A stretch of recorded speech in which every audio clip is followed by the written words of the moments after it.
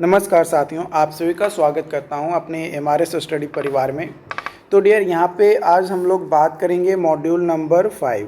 ये module number 5 human resource organisational behaviour जो subject थे डेवलपमेंट का, तो ये एक ओपन इलेक्टिव सब्जेक्ट था। तो इसमें मॉड्यूल नंबर 4 तक मैंने डिस्कस कर लिया। मॉड्यूल नंबर 5 में लीडरशिप के बारे में हम लोग जो है चर्चा करेंगे। तो सबसे पहले हम लोग जानेंगे कि लीडरशिप क्या होता है। तो लीडरशिप जो है एक तरीके का कला है कि आपके अंडर जो भी लोग काम कर रहे हैं, है ना, आपके अंडर जो भी काम कर रहे हैं या आपके साथ जो भी काम कर रहे हैं, उन लोगों को आप किस तरीके से मोटिवेट कर रहे हैं ताकि जो वो काम कर रहे हैं वो सफल हो और वो सही तरीके से सही डायरेक्शन में काम करे।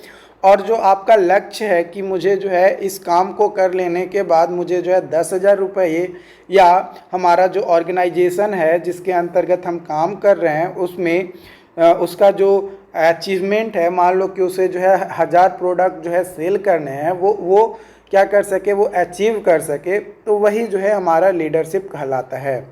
लीडरशिप जो है पर्सनली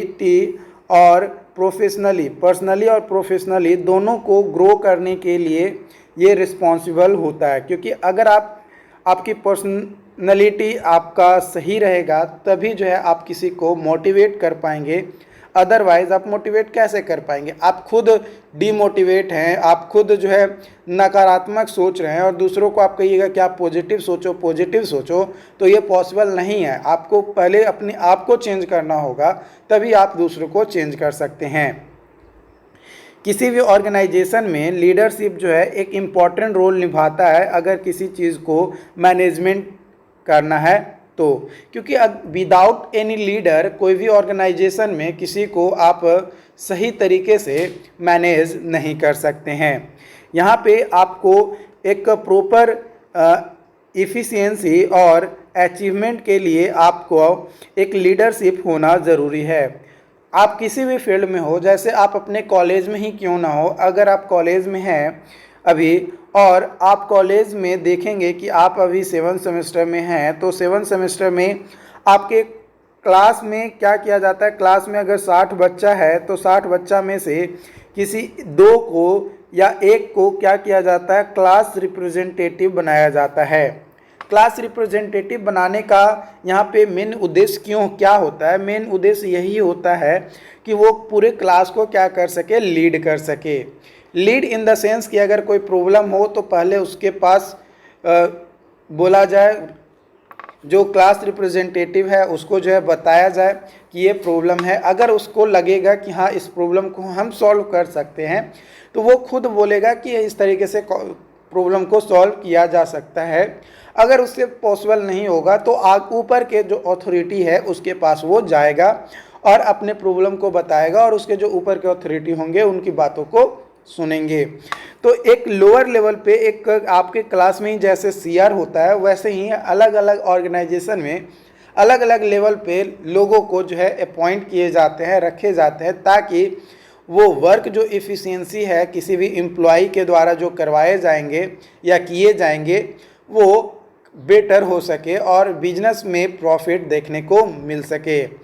कोई भी बिजनेस स्टार्ट करता है तो वो उसका मेन ही एक ही उद्देश्य होता है कि लोगों का सेवा किया जा सके और अपना कुछ प्रॉफिट कमाया जा सके।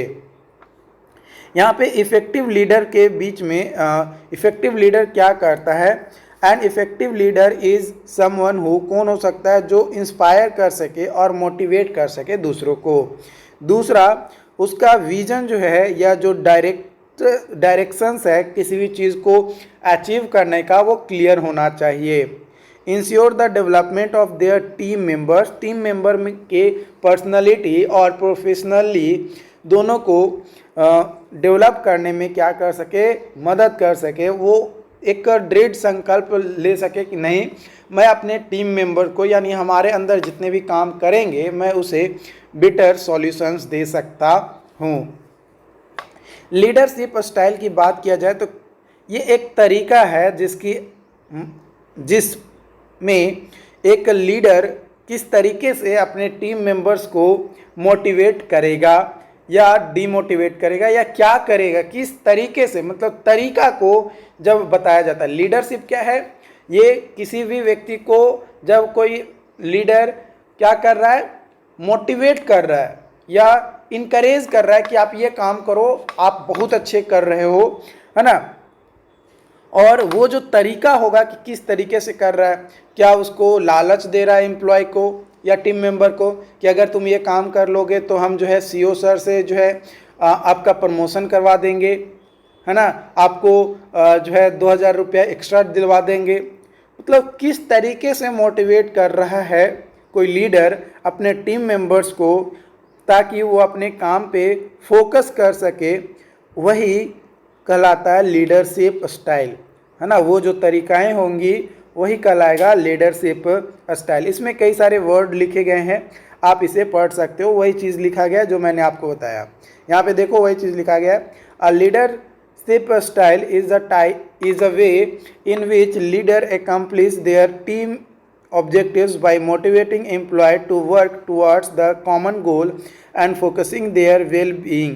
Understanding leadership style is imperative for the team to work together and also keep growing while embracing the changes. अगर कोई चेंजेस वगैरह आ रही है तो उसमें भी जो है वो काम कर सके।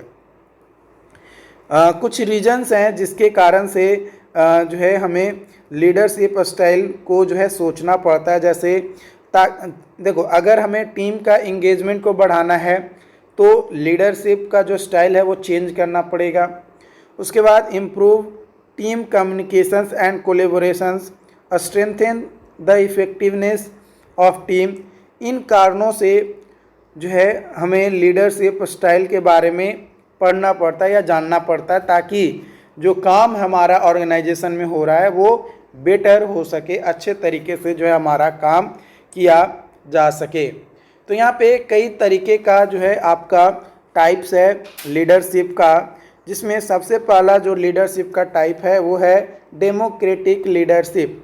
डेमोक्रेटिक लीडरशिप में क्या होता है कि जो डिसीजंस हैं वो टीम मेंबर्स से क्या किया जाता है, ओपिनियन यानी उनसे राय लिया जाता है, फीडबैक लिया जाता है और उसके बाद उसी के बेसिस पे एक डिसीज़न लिया जाता है जो भी लीडर होते हैं उनके द्वारा। तो इस तरीके से जब डिसीजन लिए जाते हैं तो उसको डेमोक्रेटिक लीडरशिप स्टाइल या लीडरशिप जो है कहा जाता है। यहाँ पे बात किया जाए आपका डेमोक्रेटिक लीडरशिप में, तो यहाँ पे कुछ सिनेरियोज हैं जो कि अडॉप्ट किए जाते हैं डेमोक्रेटिक लीडरशिप स्टाइल में, जो कि है new project that acquire constant brainstorming, solve complex problem business problem, tight night और स्मॉल ऑर्गेनाइजेशन लाइक स्टार्टअप्स वगैरह। तो इनमें जो है हम लोग क्या करते हैं कि जो भी लीडरशिप है वो अडॉप्ट किए जाते हैं। क्यों? क्योंकि अगर इन कंडीशन में अगर लीडरशिप हम लोग अडॉप्ट नहीं करेंगे आपका डेमोक्रेटिक, तो जो ऑर्गेनाइजेशन में जो भी काम वगैरह किए जा रहे हैं, है ना, वो आपका इफ़ेक्टिव नहीं होगा और जो भी आपने स्टार्टअप वगैरह स्टार्ट किया है वो उसमें क्या होगा, आपको छोड़कर जाना होगा।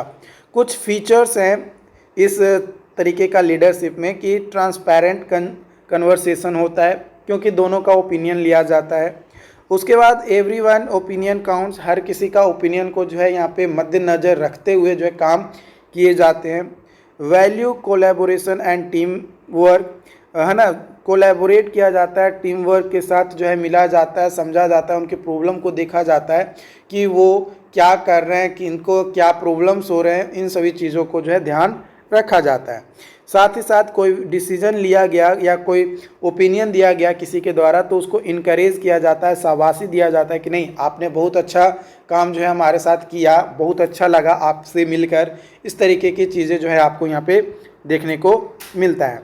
उसके बाद दूसरा जो टाइप है लीडरशिप का वो है ऑटोक्रेट। ऑटोक्रेट लीडरशिप में क्या होता है कि ये जस्ट अपोजिट होता है डेमोक्रेटिक लीडरशिप में। इसमें क्या होता है कि किसी भी टीम मेंबर से कोई इन्फॉर्मेशन नहीं लिए जाते हैं, ठीक है, कोई डिटेल नहीं लिए जाते हैं, बस जो लीडर का काम में है या मन में है बस वो काम टीम मेंबर पे क्या कर देगा, थोप देगा ज़बरदस्ती कि भाई आप ये काम करो, नहीं करोगे हम आपको सैलरी नहीं देंगे, हम आपको जॉब से निकालने की धमकी वगैरह भी दे देता है। तो ये लॉन्ग टर्म तक सही नहीं होता है, सूटेबल नहीं होता है, सस्टेन नहीं कर पाता इस तरीके का लीडरशिप, और जो बिजनेस होते हैं वो क्या हो जाते हैं, ठप हो जाते हैं। उसके बाद अगला जो लीडरशिप का टाइप्स है वो है लाइसेज फेयर लीडरशिप। लाइसेज फेयर लीडरशिप में क्या होता है, इसका मतलब होता है लेट देम डू, यानी इस तरीके का लीडरशिप में लिस्ट इंस्ट्रक्टिव और इंश्योर होते हैं that decision making authority lies with team members, है ना। ये मतलब टीम मेंबर्स के साथ और डिसीजन और मेकिंग अथॉरिटी जो है वो बात करेगा कि नहीं करेगा, बस बहुत कम जो है लिस्ट संभावनाएं होती है कि उसके साथ मिलकर बात करेगा। But this leadership style empower team member and hold them accountable for their work. This motivate many team members to put their best foot forward, improving organization efficiency and productivity. लेकिन इस तरीके का जो लीडरशिप स्टाइल है इसमें क्या किया जाता है, मान लो कि 10 लोगों का जो है टीम मेंबर है, तो अब 10 लोगों में जिस टीम मेंबर का वर्क परफॉर्मेंस बहुत अच्छा रहा है ना, वर्क परफॉर्मेंस बहुत अच्छा रहा है, उससे डिसीजन जो है थोड़ा बहुत लिया जाता है और बाकी से नहीं लिया जाता। मतलब जो बेस्ट एम्प्लॉय काम करने वाले हैं उनसे जो है डिसीजन मांगा जाता है, जो बेस्ट नहीं है उनसे डिसीजन नहीं मांगा जाता है। ओके, ताकि जो ऑर्गेनाइजेशन में जो प्रोडक्टिविटी है, जो इफ़िशियंसी बेटर लाया जा सके। उसके बाद आपका है स्ट्रेटजी लीडरशिप। जो स्ट्रेटजी लीडरशिप है, इसमें जो लीडर्स होते हैं वो स्किल्स और जो कैपेबिलिटी है उसकी मदद करते हुए टीम मेंबर्स का और ऑर्गेनाइजेशन में लॉन्ग टर्म जो गोल्स हैं उसको अचीव करने में क्या किया जाता है, मदद किया जाता है। जो स्ट्रेटजिक लीडर्स होते हैं वो strive to get best out of the people situation. जो भी बेस्ट पीपल या सिचुएशंस हो सकता है उसको जो है यहाँ पे अचीव किए जाते हैं। जैसे यूनिक ट्रेड्स की बात किया जाए आपका स्ट्रेटजिक लीडर्स का, तो सबसे पहले they interested in well being for others, है ना, दूसरे के भलाई के लिए सोचना और उसमें इंटरेस्ट रखना। ओपन माइंडेड, है ना, सेल्फ अवेयर, लीडर को अपने आप के बारे में पता होना चाहिए कि वो कितना पानी में है, वो कहाँ पे है। अब मान लो कि वो अपने अब बहुत ज़्यादा एटीट्यूड दिखा रहा है कि मैं तो इस कंपनी का लीडर हूँ, मैं तुम्हारा लीडर हूँ, मैं जो बोलूँगा वो तुमको करना है, तो ये सही नहीं है। कहीं ना कहीं ये ऑर्गेनाइजेशन को क्या करेगा, हार्म करेगा, उसको नुकसान ही देगा। They are good at interpersonal communication, एक दूसरे से बात करने में अच्छे हो, है ना, हर किसी की बातों को सुने और हर किसी की बातों को बोलने का मौका दिया जाए और अपनी बातों को भी वो रखे। ऐसा नहीं है कि दूसरे की बातों बस सुन रहा है और अपना बात रख ही नहीं रहा है, ठीक है, तो ऐसा भी आपका नहीं होना चाहिए। उसके बाद अगला आपका है यहाँ पे ट्रांसफॉर्मेशनल लीडरशिप। जो ट्रांसफॉर्मेशनल लीडर्स होते हैं वो इंस्पायर होते हैं दूसरे से और जो भी अनएक्सपेक्टेड चीज़ें हैं उसको अचीव करने की कोशिश किया जाता है। They aim to transform and improve team member, है ना, टीम मेंबर को ट्रांसफॉर्म किया जाता है या ऑर्गेनाइजेशन के जो भी फंक्शन है उसको, ताकि जो कैपेबिलिटीज़ है मोटिवेट करने का और इनकरेजिंग करने का दूसरे को, वो किया जा सके। उसके बाद आता है ट्रांसैक्शनल लीडरशिप। ट्रांसैक्शनल लीडरशिप में क्या होता है कि टास्क ओरिएंटेड होता है। एक टीम मेंबर को काम दे दिया जाता है कि आपको ये काम के लिए जो है आपको इसमें लीडर बनाया जाता है और आप इस काम को अगर कर लेंगे तो आपको ये जो है बेनिफिट्स दिए जाएंगे। तो एक टास्क दे दिया जाता है, उस टास्क के बेसिस पे जो है काम किए जाते हैं। उसके बाद आता है coach style leadership. Coach style leadership में क्या होता है कि फोकस किया जाता है आइडेंटिफाइंग और न्यूट्रिंग द टीम मेंबर स्ट्रेंथ और वीकनेस। जो भी टीम मेंबर का जो स्ट्रेंथ है और जो वीकनेसेस है उसको आइडेंटिफाई करने के लिए जो है किया जाता है। आइडेंटिफाई करने के बाद जो वीकनेसेस है उसको एलिमिनेट करने की कोशिश किया जाता है। A coach leader develop a strategy that emphasise team members success, है ना। वीकनेसेस पे काम करेंगे तभी जो है जो हमारा टीम मेंबर का जो सफलता है वो प्राप्त होगा, क्योंकि जो डिफ़िकल्टीज़ है वो तो रहेगा ही।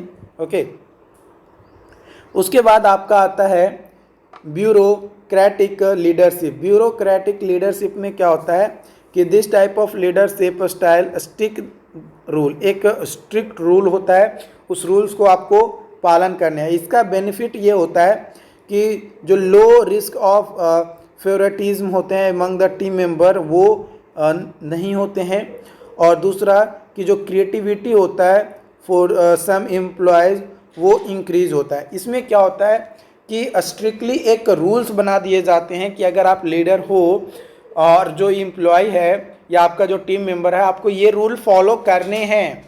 आप अगर ये रूल फॉलो नहीं कर पा रहे हैं तो भाई आप यहाँ से जा सकते हो, आप कंपनी को छोड़कर जा सकते हो, आपके लिए कोई जगह हमारे पास नहीं है।